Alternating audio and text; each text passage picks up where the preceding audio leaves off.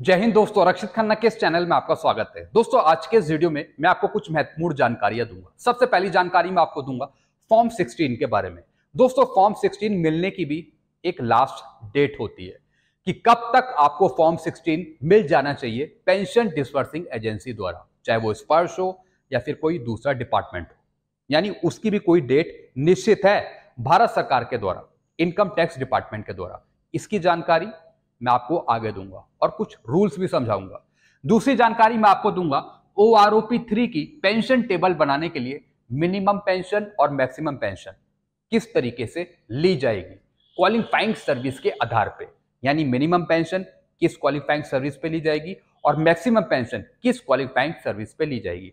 तो दोस्तों, एक छोटी सी कैलकुलेशन मैं आपको करूंगा और एक एग्जैक्ट पेंशन निकाल के बताऊंगा एक रैंक की। और दोस्तों, वही पेंशन फिर गवर्नमेंट आपको देगी।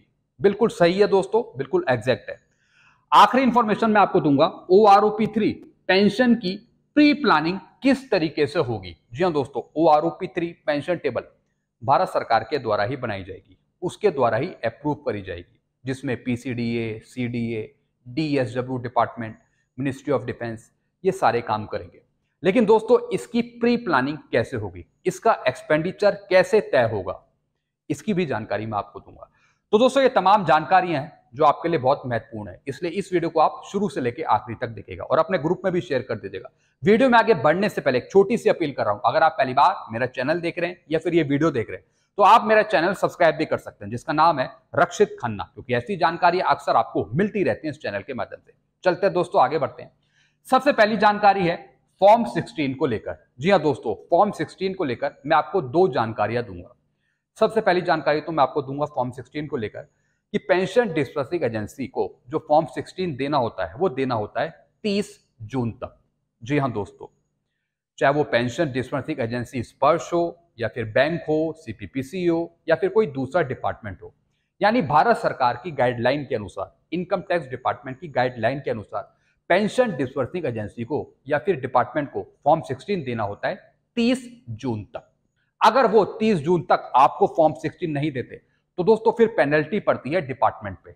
जी हां दोस्तों, या फिर पेंशन डिसबर्सिंग एजेंसी पे। तो दोस्तों, रूल के मुताबिक आपको फॉर्म 16 मिल जाना चाहिए था 30 जून तक या फिर 30 जून से पहले। और 31 जुलाई तो लास्ट डेट होती है ITR फाइल करने की। तो दोस्तों, स्पर्श ने लेट कर दिया है, अभी तक फॉर्म 16 प्रोवाइड नहीं करें। हालांकि कुछ पेंशनर को मिल गए, लेकिन काफी पेंशनर्स को नहीं मिल पाए हैं फॉर्म 16। तो दोस्तों, आप थोड़ा यहां पे वेट करिए। कुछ सोर्सेस से पता लगा है कि आपको फॉर्म 16 8 जुलाई या फिर 15 जुलाई से पहले पहले मिल सकता है। फॉर्म 16, मैं स्पर्श के पेंशनर की बात कर रहा हूं, 8 जुलाई या फिर 15 जुलाई से पहले पहले। फिर दोस्तों, एक और जानकारी मैं आपको दूंगा फॉर्म 16 को लेकर। दोस्तों, कल मैंने एक वीडियो बनाया था जिसमें मैंने आपको बताया था कि अगर आपके पास फॉर्म 16 नहीं है तो आप 26 AS फॉर्म डाउनलोड करके अपना ITR फाइल कर सकते हैं। तो दोस्तों, कुछ पेंशनर ने कल मेरा वो वीडियो देखा और उस वीडियो के हेल्प से अपना ITR फाइल कर लिया। जी हाँ दोस्तों, साइड में मैं आपको पेंशनर का कमेंट भी दिखा रहा हूं। अगर आपके पास फॉर्म 16 नहीं है तो आप 26 AS फॉर्म लेकर भी अपना ITR फाइल कर सकते हैं। तो दोस्तों, कल का मेरा वीडियो था, उसमें मैंने आपको कुछ स्टेप बताए थे कि आपको 26 AS फॉर्म कैसे डाउनलोड करना है और उसके बेस पर आप ITR फाइल कर सकते हैं अगर आपके पास फॉर्म 16 नहीं है। चलते हैं दोस्तों दूसरी जानकारी की तरफ। OROP 3 की पेंशन टेबल बनाने के लिए मिनिमम पेंशन 20 साल से नीचे क्वालिफाइंग सर्विस की ली जाएगी और मैक्सिमम पेंशन 20 साल से ऊपर क्वालिफाइंग सर्विस की ली जाएगी। जी हाँ दोस्तों, OROP 3 पेंशन टेबल जो बनेगी rank wise, group wise, qualifying service wise, तो दोस्तों उसमें जो मिनिमम पेंशन ली जाएगी वो ली जाएगी 20 साल से नीचे की, जिनकी क्वालिफाइंग सर्विस 20 साल से नीचे है हर एक रैंक की, ग्रुप वाइज। और मैक्सिमम पेंशन ली जाएगी 20 साल से ऊपर की। अब दोस्तों, मैं आपको एक एग्जांपल समझा रहा हूं हवलदार रैंक का, और इनकी पेंशन OROP 3 में वही होगी जो मैं आपको यहां पे बता रहा हूं, मिनिमम पेंशन और मैक्सिमम पेंशन। और फिर एवरेज जो आएगी पेंशन वो दोस्तों, एक हवलदार की वाई ग्रुप की मिनिमम पेंशन 20 साल से नीचे क्वालिफाइंग सर्विस जिनकी है, मिनिमम पेंशन 21,400, क्योंकि दोस्तों 7 CPC में जितने भी सिपाही हो गए, नायक हो गए, वो पेंशन आ रहे हैं एमएससीपी हवलदार की, एसीपी हवलदार की। तो दोस्तों इनकी क्वालिफाइंग सर्विस 20 साल से जो नीचे है उनकी मिनिमम पेंशन 21,400 और मैक्सिमम पेंशन जिनकी 20 साल से ऊपर क्वालिफाइंग सर्विस है उनकी है 25,500, लगभग 24,500, 25,000, 25,500 के आसपास। जी हाँ दोस्तों। अब दोस्तों मिनिमम पेंशन 20 साल से नीचे, मैक्सिमम पेंशन 20 साल से ऊपर, ऐसी दोस्तों हर एक रैंकों की ली जाएगी OROP3 पेंशन टेबल बनाने के लिए पीसीडीए सीडीए द्वारा। उनके जो पीपीयू में मेंशन होगा मिनिमम मैक्सिमम दोनों का टोटल और आधा। तो दोस्तों पेंशन यहां पे आती है 23,450 OROP3 में एक हवलदार की पेंशन। जी हाँ दोस्तों, और इनकी क्वालिफाइंग सर्विस रहेगी 16.5 साल से ऊपर की। जी हाँ दोस्तों, लगभग 23,450।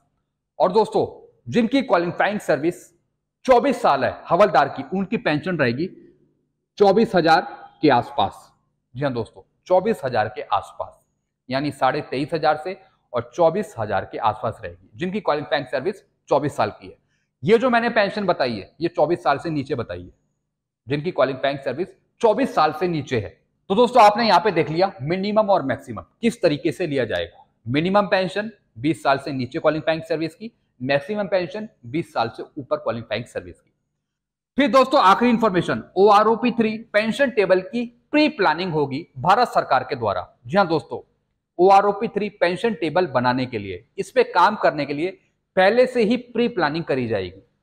पीसीडीए सीडीए द्वारा एक खांचा तैयार किया जाएगा, एक एस्टीमेट बनाया जाएगा कि कितना खर्चा आ रहा है OROP3 पेंशन टेबल में, कितना खर्चा आ रहा है आप लोगों की पेंशन बढ़ाने के लिए, कितने डिफेंस पेंशनर हैं जिनको इसका लाभ मिलेगा। अब दोस्तों उसमें से पीएमआर बाहर हो सकते हैं, रिजर्विस्ट तो बाहर हैं ही, और दोस्तों टोटल डिफेंस पेंशनर्स देखे जाएंगे जिनको इसका लाभ मिलना है।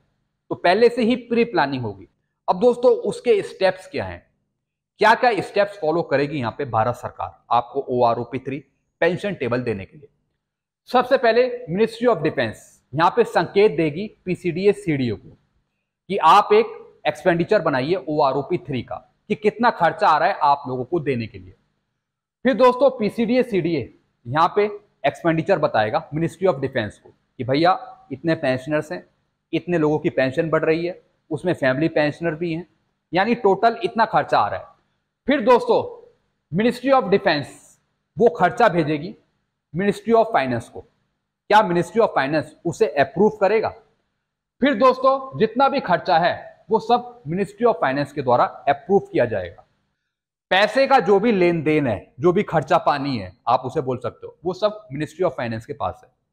मिनिस्ट्री ऑफ फाइनेंस अलग अलग डिपार्टमेंट को यहां पे संकेत देती है कि आप ये लीजिए इतना पैसा, आप इतना लीजिए पैसा, ये आप काम कर दीजिए, इतना पैसा हम आपको देते हैं, आप अप्रूव करिए, दीजिए। सारा कुछ दोस्तों मिनिस्ट्री ऑफ फाइनेंस है, एक वित्त मंत्रालय है जिसपे पेंशन भी चलती है, जिसमें सैलरी भी चलती है, PFMS भी चलता है, सारा कुछ चलता है। फिर दोस्तों मिनिस्ट्री ऑफ फाइनेंस फाइनल संकेत देगी, फाइनल ऑर्डर देगी मिनिस्ट्री ऑफ डिफेंस को कि इतना खर्चा सूटेबल है, आपकी पेंशन बढ़ाई जा सकती है।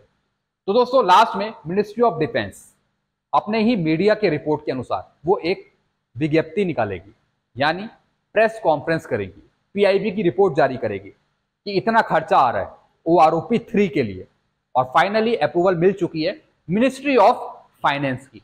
फिर दोस्तों मिनिस्ट्री ऑफ डिफेंस फाइनल तैयार हो गई, उसके बाद DESW department of ex service welfare की तरफ से लेटर जारी करे जाएंगे, यानी PIB की रिपोर्ट आ जाएगी, उसके बाद DESW डिपार्टमेंट अपना ऑर्डर निकालेगी, उसमें ही सारी टेबल्स होंगी, और लास्ट में जाकर पीसीडीए सीडीए अपना सर्कुलर निकालेगी OROP3 पर। तो इस तरीके से आपको लाभ पहुंचेगा OROP3 का। तो दोस्तों प्री प्लानिंग करने के लिए यहाँ पे टाइम लगेगा। जी हाँ दोस्तों, प्री प्लानिंग के लिए यहाँ पे टाइम लगेगा भारत सरकार को, तो कुछ महीने यहाँ पे लग सकते हैं आपको OROP3 पेंशन टेबल देखने को। तो दोस्तों ये कुछ जानकारियां थी जो मैंने आपको दी। आई होप सारी जानकारियां आप अच्छे से समझ होंगे। वीडियो आपको अच्छा लगता है वीडियो को लाइक करें और इस चैनल को सब्सक्राइब कर सकते हैं जिसका नाम है Rakshit Khanna. Thank you so much.